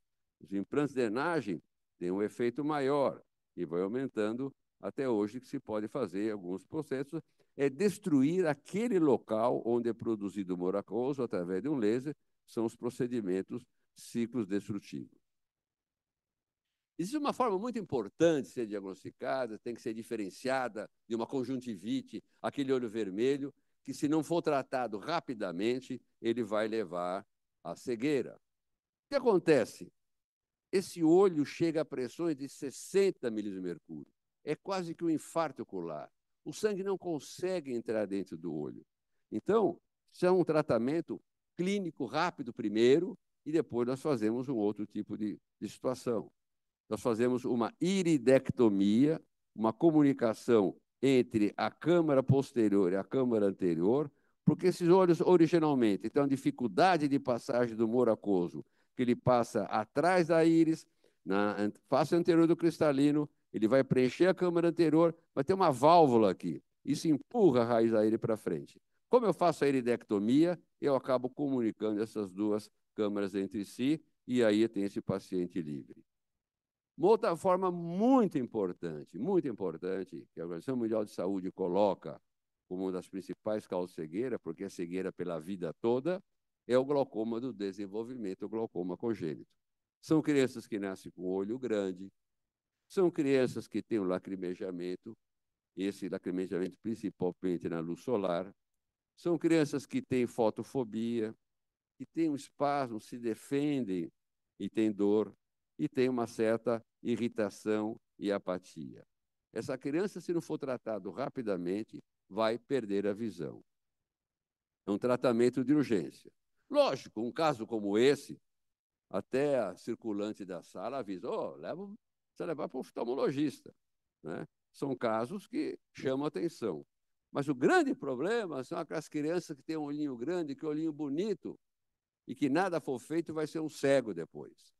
Essa criança que tem fotofobia, essa criança que tem um lacrimejamento excessivo, essa criança que não abre os olhinhos no sol, essa criança, se não tratada, ela fica cega.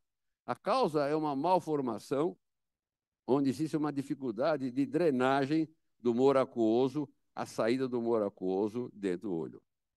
Não é muito frequente, é relativamente raro. Provavelmente a gente tem no Brasil 16.900 casos, frequentemente bilateral, atinge mais o sexo feminino e tem uma herança autossômica recessiva com penamento incompleto ou variável.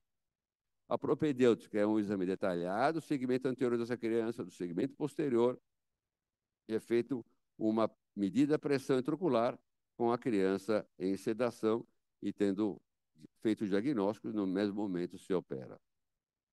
Então, se é uma criança aqui, essa criança tinha 5 dias de vida, nós operamos essa criança. Aqui, o outro caso, em que mostra que realmente a cirurgia tem um sucesso muito grande.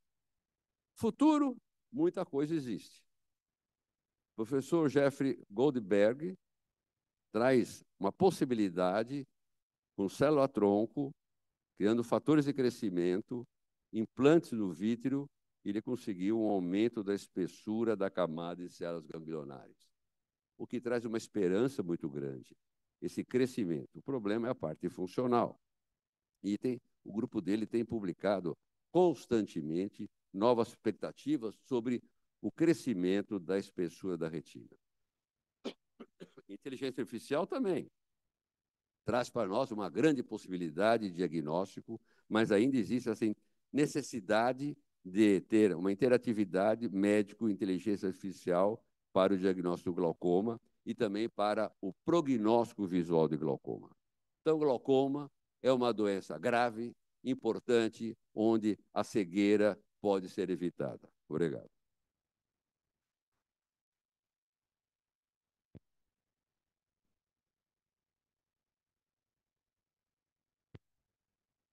Bom, antes de convidar os acadêmicos a se manifestarem, gostaria de saber se o acadêmico José de Jesus Camargo gostaria de falar.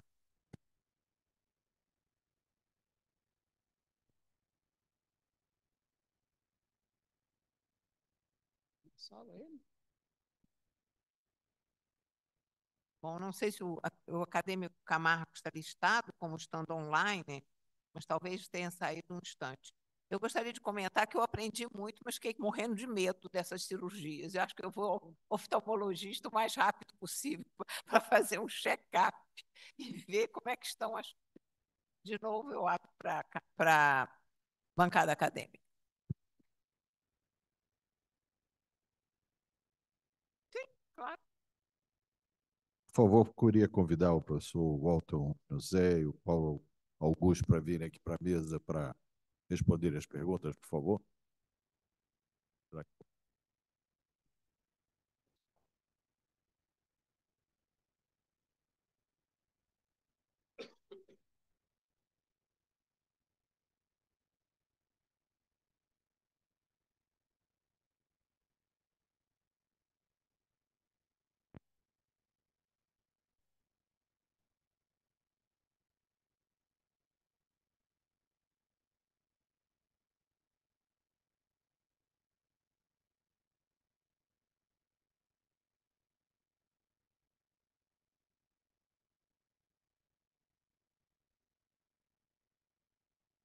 Por favor, presidente Novelino.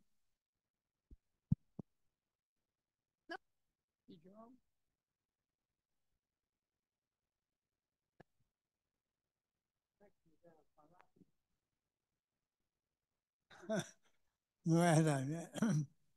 Eu penso que ia fazer uma pergunta antiga. Como eu sempre me dediquei ao estudo da cirurgia da tireoide,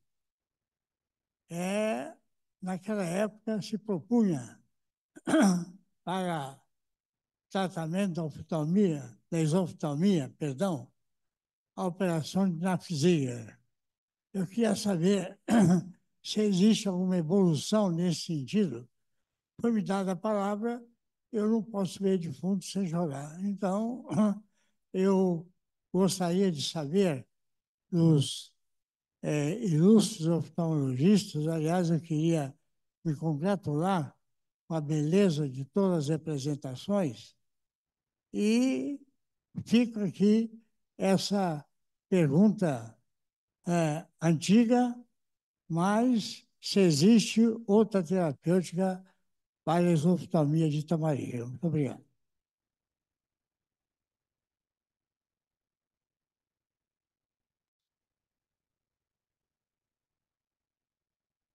Presidente Pedro Novelino, o senhor está se referindo à cirurgia de descompressão da órbita em exoftalmia ou não? É a operação Napfiziger. Eu não, honestamente, eu não sei. Talvez seja. Nós não conhecemos a cirurgia com esse nome, perdão. É a descompressão lateral da órbita. Exatamente. Então, sendo mais objetivo, hein? Celso quer falar? Hein? Como está lembrando aqui o nosso acadêmico, o Celso Portela, descompressão retroocular, né? Porque a esoftalmia maligna leva a cegueira se progredir. Mas se não for essa cirurgia, eu aproveito a oportunidade para dizer quais são hoje os métodos cirúrgicos que podem ser aplicados em caso de esoftalmia progressiva, principalmente no hipertireoidismo. Muito obrigado. Muito bom. Talvez eu possa dizer o seguinte, sem dúvida, é uma situação importante. Claro que com as medicações mais modernas e o tratamento iniciado mais precocemente, ela é menos frequente do que antes, mas ela continua de difícil realização e resultados ainda difíceis. Eu acho que não há nenhuma técnica mais nova que esteja sendo usada além das tradicionais. O que é interessante é que nós, oftalmologistas, há muito tempo falamos a respeito da possibilidade de cirurgia robótica para glaucoma, robótica para catarata ou retina, e de repente parece que o que está mais desenvolvendo em cirurgia robótica e oftalmologia é a cirurgia de órbita. E na Inglaterra, por exemplo, já tem várias salas no Moorfields, que é o maior hospital de inglês, de oftalmologia, onde eles usam o Da Vinci para fazer cirurgia de órbita. Claro, a órbita sendo uma cavidade, talvez seja bem adequada para isso. Como eu falei, é difícil ainda o resultado que a gente tem com as técnicas usuais. Então, a cirurgia robótica de órbita, inclusive a descompressão, talvez venha no futuro próximo ser realizada também. Não sei se Paulo Augusto ou Walter quer. Só lembrando que a preocupação é que com a proptose nós temos uma grande compressão, porque cada olho envolve 6 músculos, e com a proptose nós temos uma grande compressão do globo ocular. E isso que é a grande gênese que nós temos que tratar, né? Evitar essa compressão trazer no futuro. A gente usa ainda lá na escola a descompressão lateral, temporal, que é feita ainda, mas como o Rubinho contou, os resultados não são tão animadores, quer dizer, combater a causa.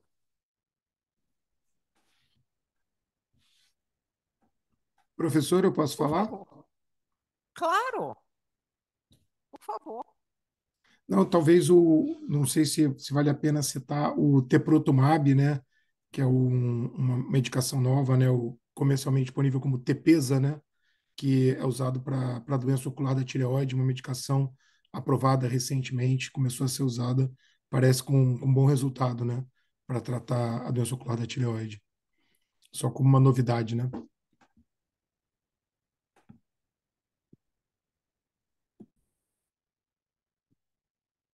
Por favor, acadêmico Jair e depois acadêmico Sabrá. Professor Novelino, em alguns casos de exoftalmia, os otorrinos podem fazer um acesso por via endoscópica transnasal, etimoide, descomprimindo a órbita e tirando toda a pressão e removendo o tecido gorduroso. Acadêmico Sabrá, por favor. Senhora presidente, foi uma tarde magnífica, de muita aprendizagem. Restou a mim, acho que a necessidade de que uma situação como esta aqui apresentada, de futuro sombrio, se não for verificada a tempo, e a forma frustra como ela pode se apresentar, eu pergunto, entre as clássicas medidas clínicas de controle de paciente, tomada de pressão arterial, verificação de bioquímica sanguínea, quando um exame como verificação de pressão ocular entrará nessa rotina?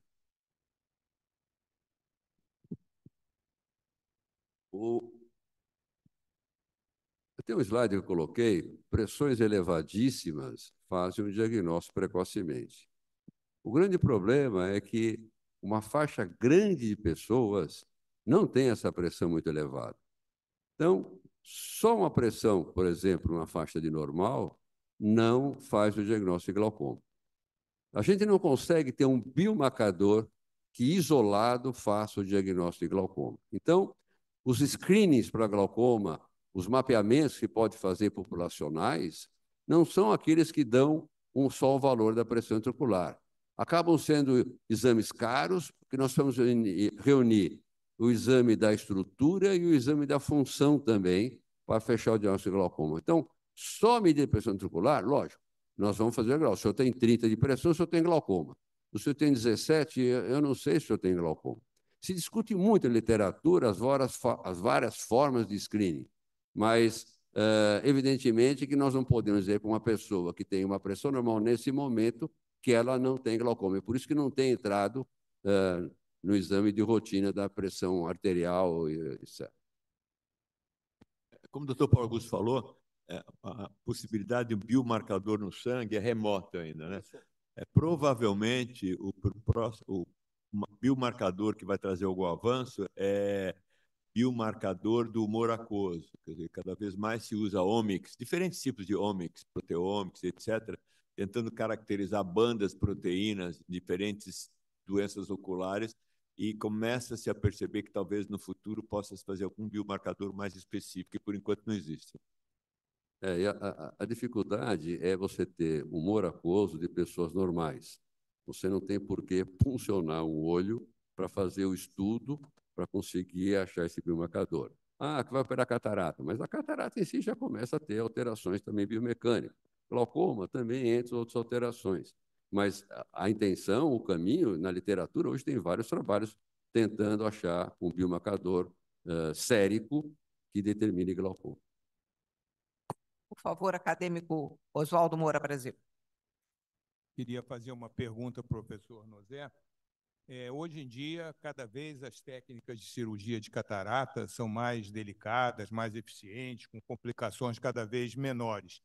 Então, está havendo hoje uma tendência, digamos, de operar cada vez mais precoce os pacientes. Não se espera mais o antigo esperar amadurecer a catarata. Isso hoje em dia é uma coisa que não se leva em consideração. Mas, por outro lado, está também se caminhando um pouco para a cirurgia que a gente chama de faco-refrativa, que seria, por exemplo, o paciente que não tem catarata, mas usa uma cirurgia de catarata para implantar uma lente multifocal e simplesmente tirar o óculos, especialmente nos hipermétropes. Qual é o estado atual hoje? Qual é o seu conceito da faco-refrativa? Essa pergunta, eu acho que é bem atual, bem importante, porque está realmente aumentando. Vocês vão ver o número de cirurgias de catarata, talvez hoje realizadas, não são tanto por cataratas necessárias, coisa que um óculos poderia resolver. Mas os pacientes são cada vez mais exigentes no sentido de não operar e não precisar usar mais óculos. Esse é o objetivo da maioria. Então, pacientes que têm hipermetropia, que sem óculos ele não enxerga de longe e é pior para perto, são os que mais procuram para fazer esse tipo de correção antes dos 60, 70 anos de idade. E foi aprovado no Brasil para ser operado acima de 55 anos de idade. Então, eu diria que o resultado é bom, mas aumenta o risco de descolamento de retina, que é a sua área, em 3 a 6 vezes. Dependendo do homem, tem mais risco que mulher. Então, tem uns fatores nos míopes que é pior. O hipermétrope já não tanto, mas assim mesmo é uma coisa muito procurada que eu acho que funciona. Os pacientes que têm catarata e com sensibilidade ao contraste mais baixa, elas vão se beneficiar.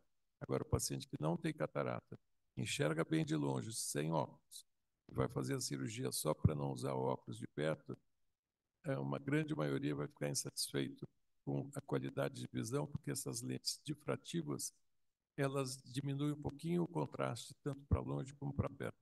É ótimo que você enxerga, mas não dá a qualidade que dá a visão natural. Ou uma lente só para longe com óculos de perto. Mas o resultado é fantástico. Alguém daqui já tem, não? Os colegas acadêmicos? Não. Mas funciona super bem, Oswaldo. Acho que risco-benefício, acho que é melhor depois dos 60, 70 anos, que o risco de descolamento de retina é igual operando ou não operando a catarata. Então, o risco no mais jovem é maior.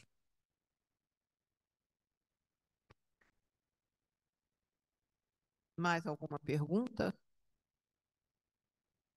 Se não, eu gostaria de agradecer. Acho que nós tivemos, embora eu tenha ficado um pouco apavorada, principalmente com a cirurgia de catarata, acho que eu vou dar uma olhada nisso. Eu gostei muito da nossa tarde e noite, e eu especificamente gostaria de pedir à bancada acadêmica que nós tivéssemos uma salva de palmas para o professor Walton Nozé, que nos brindou com a sua presença, apesar de hoje ser o seu aniversário. Parabéns. Muito obrigada a todos. Eu declaro encerrada a sessão e desejo a todos uma excelente noite. Obrigada.